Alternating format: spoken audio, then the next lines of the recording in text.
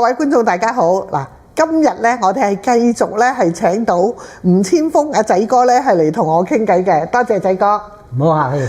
我哋上一集咧就講咗你咧對阿沙姐你嘅太太嘅嗰種不離不棄，呢個係你自己本身做人嘅一個溫暖親情嘅宗旨嚟嘅。你有一個咁好嘅一個諗法，咁有情嘅諗法咧，同你生長係一個都幾歡樂嘅大家庭有冇關係嘅咧？我諗都有關係嘅，因為我爸爸媽咪都好錫我嘅，家人嘅關係都相當好。我阿嫲又真係好錫我嘅。係。咁嗰陣時間，我阿嫲就係本身係一個大戲迷嚟嘅。咁佢睇戲唔會話睇一次嘅。嗰陣時間，我記得喺高升戲院咧，3、4歲到佢抱我入去睇戲。咁佢睇過一次之後咧，咁啊第二晚咧，或者佢就去打戲釘嘅。做完第一場咧，你若果佢係滿座嘅，咁你喺第二場買飛係9折啊咁樣，再到第三場咧或者8折，做到一半咧就係半價嘅。若果戲院未滿嘅，你可以淨係睇到尾嗰度入去聽主題曲。係啊，一路平一路平一路平。嚇！就好新鮮喎，今日都係第一次聽。係啊，你譬如嗰張飛係1蚊嘅，咁我變咗9毫啦。再做多場咧就8毫噶啦。但係你係邊一場入去嘅？你都係第一場入去㗎啦。咁你若果係睇戲睇全套咯，咁或者佢覺得好睇咧，就會睇多一次啦。場歌譬如好似做《胡不歸》啊，咁佢哭佛啊嘛。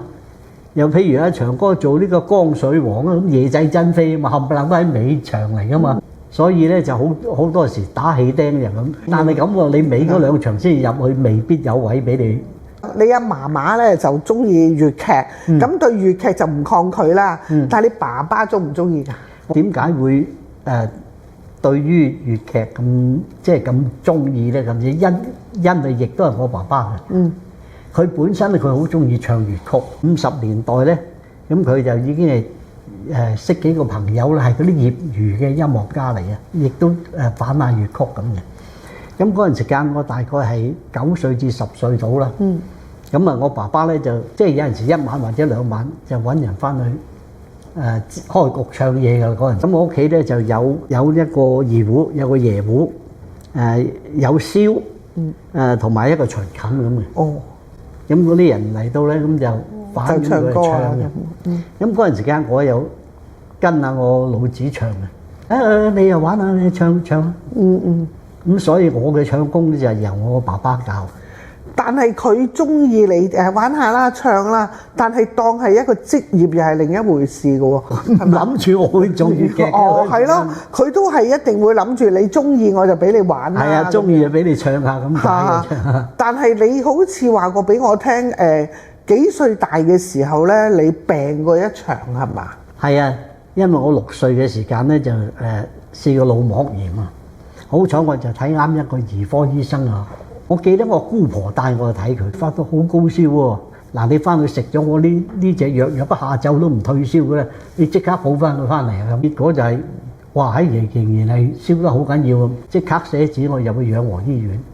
咁啊，仲指定我係揾李樹培醫生。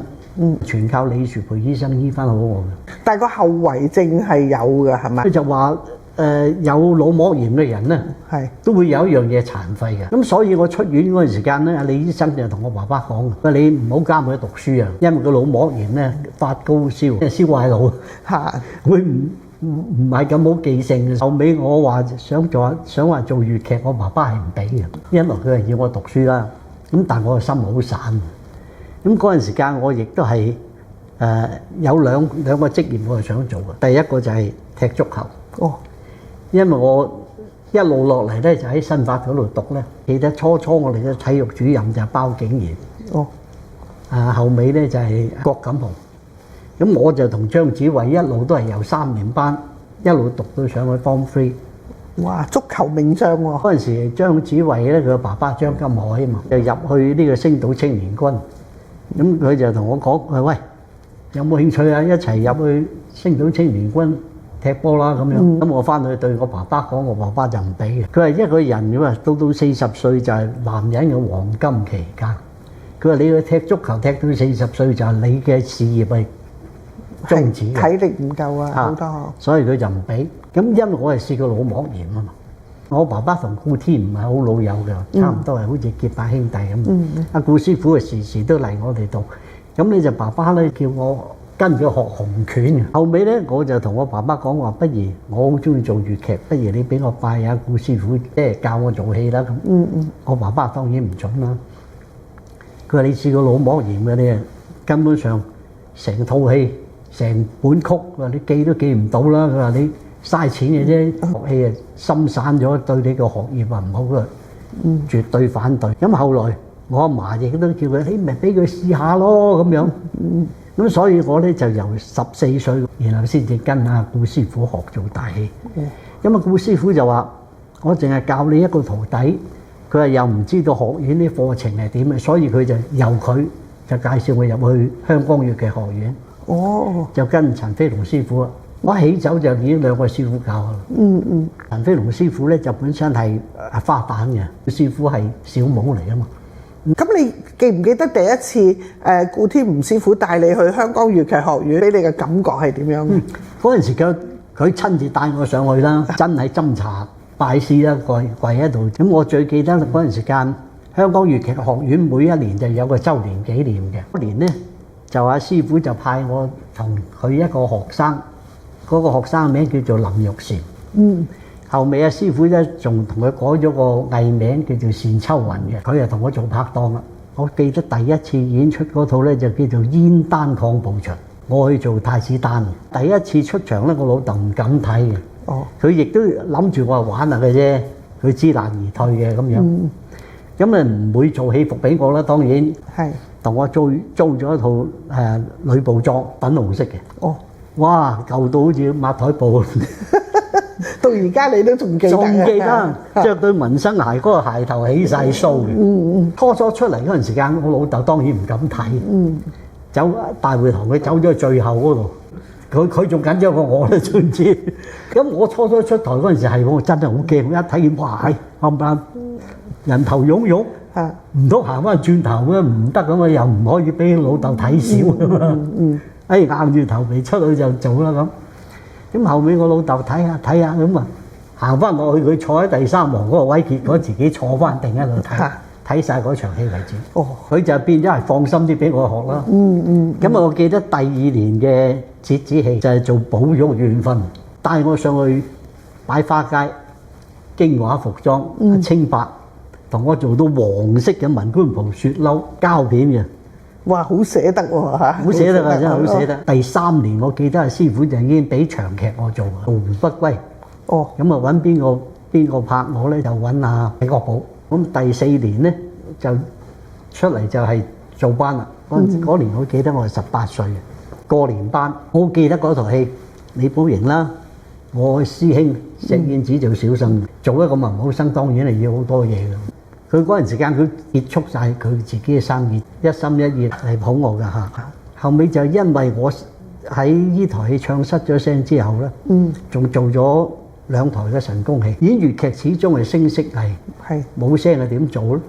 咁啊諗住，既然係入咗呢行，咁點算咧？行翻轉頭咯喎。我爸爸咧就因為佢以前咧亦都係有投資過拍電影嘅。我表白咧就係叫做余亮啊。即係阿余明嘅大哥，爸爸投資過咧就亦都係請阿長哥拍戲，兩傻遊天堂啊，兩傻遊地獄，即係余亮就開間偉業公司啦。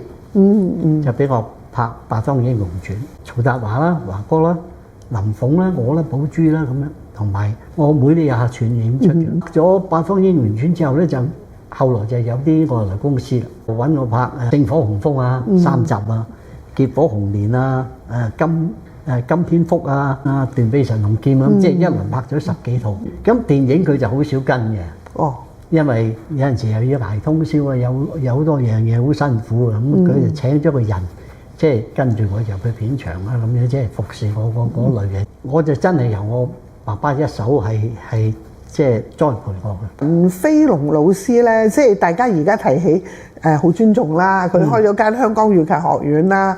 培養咗好多人才啦嚇，係啊。咁但係你自己覺得佢當年對你嗰個教學，佢係個基礎係點樣教先㗎？起先啊，當然係大架啦，羅邊花啦，咁啊教下你啲古老嘅排場啦。捨唔捨得要你練功啊？嗰陣時間一定要嘅呢啲。係啊係啊。飛龍師傅就介紹阿李叔叔李小鵬，係粉菊花師傅嘅助教。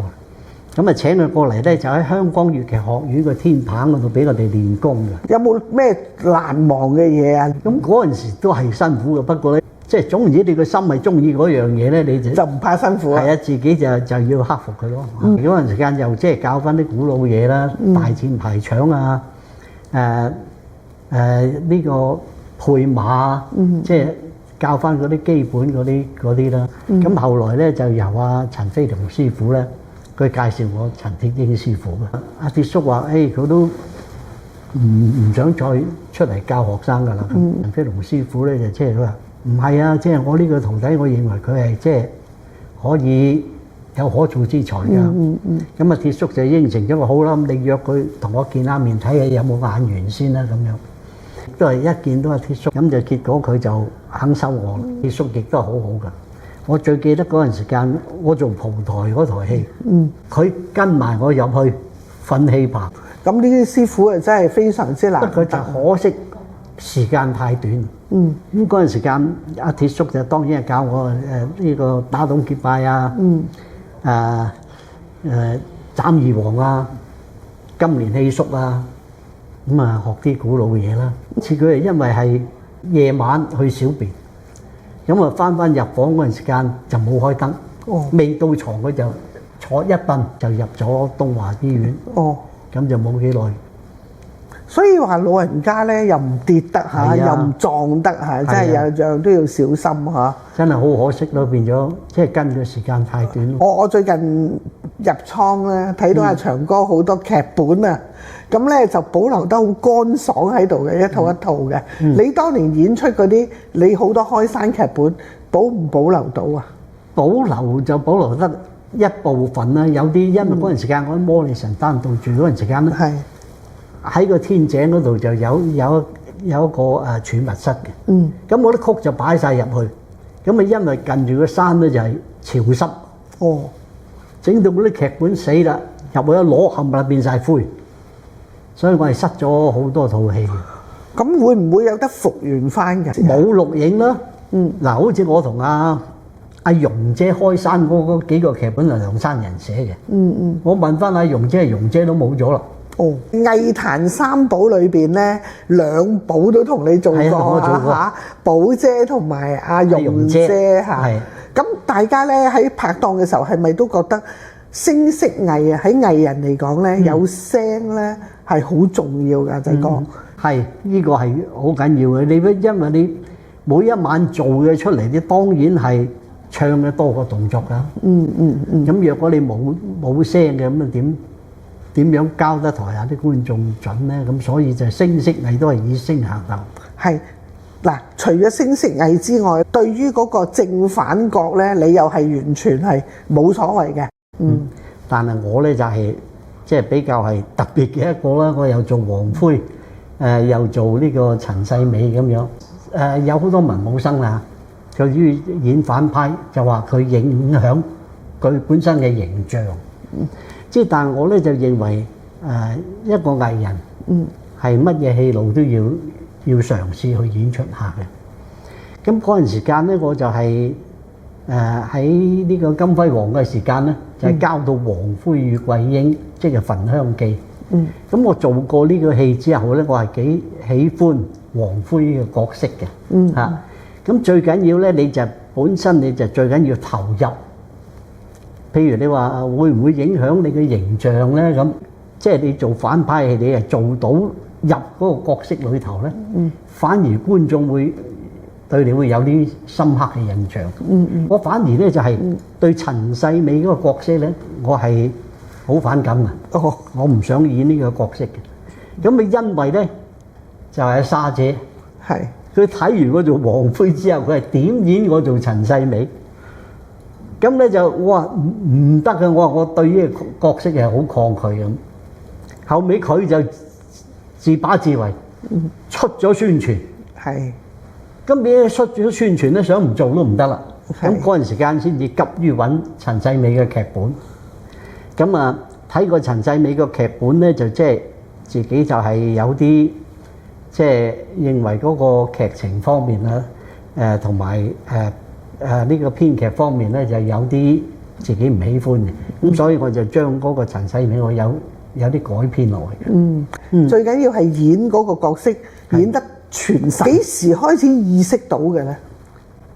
即係初嗰陣時間入行，梗係即係要做靚仔啊嚇！一來啦，二來咧即係冇咁深入。後尾你做下你自己，自必然你就要去鑽研啦。咁啊，對於個角色嘅身份啊，樣樣啊，咁所以我就中意做咩？做歷史戲嘅。因為歷史戲你有得參考。係。你對嗰個故事，譬如好似你話好似做呂不韋咁樣，咁我就未做之前我就走去睇呂不韋個人。睇完呂不韋之後，我就再睇秦始皇。咁你對個角色已經係入咗啦。我覺得阿仔哥你本身咧，對於嗰個鑽研唱做練打咧，你都俾咗好多心機落去㗎嚇。你嘅記曲能力又非常強。即係初嗰陣時間唔會嘅，行又揸住碗曲，食又揸住碗曲。反而你嗰陣時緊張嗰頭咧，記唔到入腦。後尾你做下就好輕鬆啦。好似做神功戲咁樣。有陣時接住幾台落嘅，咁有啲人問：喂，你呢台神功戲做咩戲啊？我唔知嘅，今晚睇啊，聽晚做。都得㗎，得嘅，嗰陣時係得嘅。新戲當然係唔得。舊嘅戲咧，你已經冇咗嗰種負擔。你已經知道出台係應該企邊個位，應該點樣做法，點樣去演繹。新戲你就要全神要再諗過。即係你要自己去鋪排你自己嘅界口，舊戲變咗冇咗呢個壓力喺度。嚇！你今日講出嚟容易啫喎，你有冇試過咧係做到喊嘅經歷啊？最記得有一次咧就係讀漏咗本曲。死啦！聽日要做嗰陣時好新啊，嗰陣時間唔係好似而家咪，而家咁都仲可以話我讀漏咗本曲，我至多捱晚通宵就讀。喺戲行而家有幾多年啊？有70年有冇啊，仔哥？62年咧，應該係。都10幾歲入行嘅。係18歲入行。18歲入行，咁喺裏邊咧，你感覺到嗰個喜怒哀樂都幾多嘅喎嚇。或者我啲入於幸福啦，即係起碼有我老子入行就開始栽培你。栽培。咁我入行咧，亦都係撞到好多貴人啦。咁反哥嗰度係咁㗎，阿星哥嗰度係咁㗎，冚唪唥將呢啲話俾我聽咯。幾初出嚟嗰陣時間，雖然你係睇過，但係你個印象係即係冇佢話俾你聽咁深入。所以佢提一提你咧，你係爭好遠。尤其是我就最記得嗰陣時間，阿四叔凌遲伯，我同阿球姐嘅雙位咧喺嚟舞台就擺喺2樓嘅。阿四叔嘅雙位就擺樓下，因為就個老人家啦。咁一落咗幕之後咧，嗰陣時間嗰個提場就叫做咩嘢史王尾。佢就阿尾同我叫個仔落嚟咁。小黃妹咪琴琴聲上去，四叔叫你啊咁我梗係琴琴聲咁落去噶啦。咁啊四叔咧即話，阿仔啊正話你啊咁啊，你自己阻你自己啊，你覺唔覺得唔順啊咁？我話係啊，唉我驚住散咗場之後翻到屋企唔記得話你啊，所以即刻話你咁，所以係好到咁啊。係，我又記得嗰陣時喺一哥已經即係收山冇，即係冇演出嘅，冇演出。即係，但係佢對於演視派戲嗰啲人咧，因為佢就好留意嘅，咁啊，佢實嚟睇戲。佢又一落咗幕之後，即刻又走上去話㗎啦。所以我撞到呢啲冚唪唥都係即係對於我係咯嘅成長嘅藝術咧係好有幫助。我好多得係長歌嘅。長歌係俾我打通咗我個六脈咁滯嘅竅門。仔哥啊！我哋今集咧就唔會有咁多時間可以講到嘅，我哋下一集我哋講下長歌。好啊，好多謝你。